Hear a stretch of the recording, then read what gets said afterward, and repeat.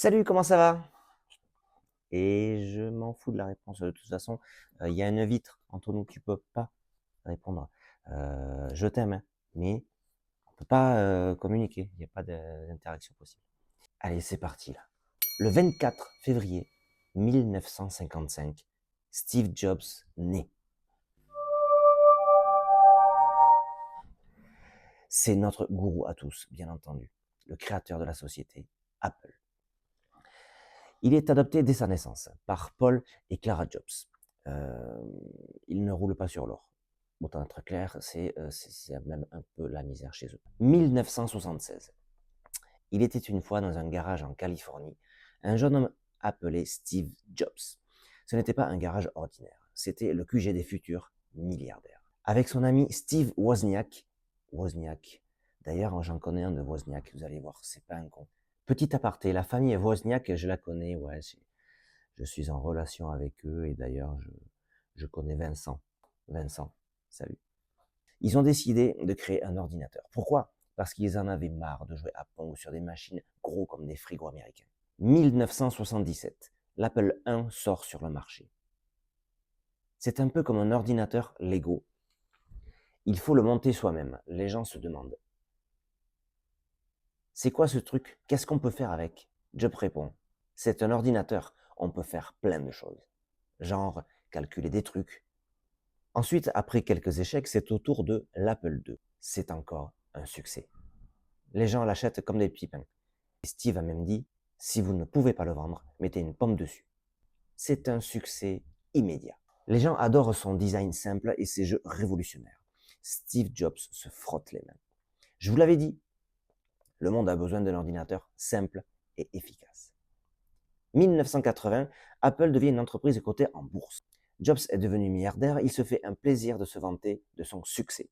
Je suis un visionnaire, j'ai révolutionné le monde de l'informatique. Il peut le mec, hein, milliardaire quand même. En 1984, Apple lance le Macintosh. C'est un ordinateur révolutionnaire avec une interface graphique intuitive. Les gens sont impressionnés. C'est incroyable, on peut utiliser une souris pour contrôler l'ordinateur. Et oui, à l'époque, c'était une révolution, c'était la première fois. Jobs se pavane.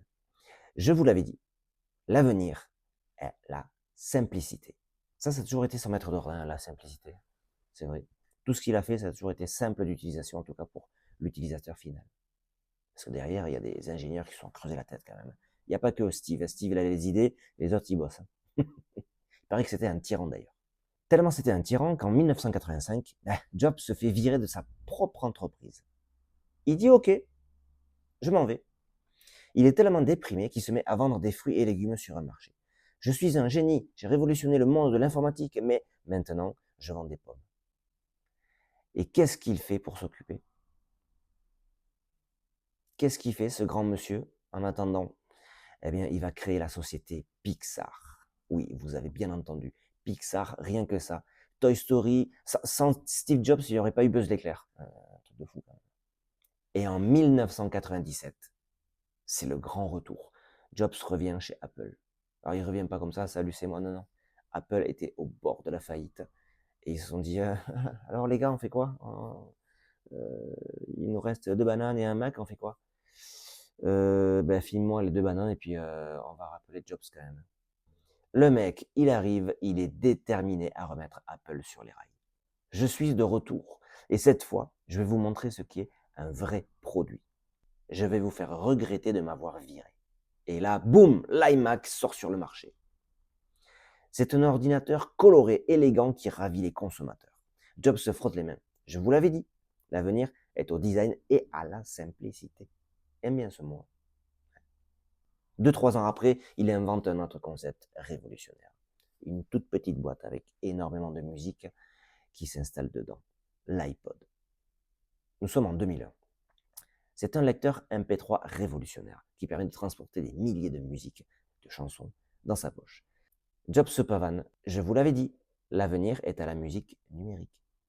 Et là, il profite de sa notoriété, de son succès et surfe sur cette vague pendant quelques années.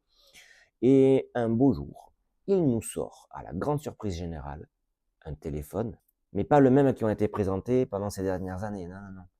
Il sort l'iPhone. Révolutionnaire.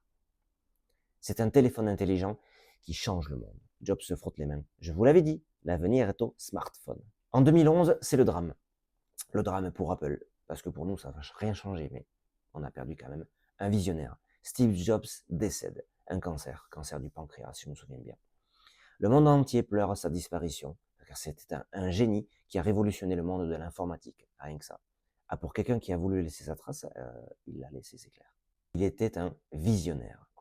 Il a révolutionné le monde de l'informatique, mais maintenant, il vend des pommes dans le ciel. Merci, ciao.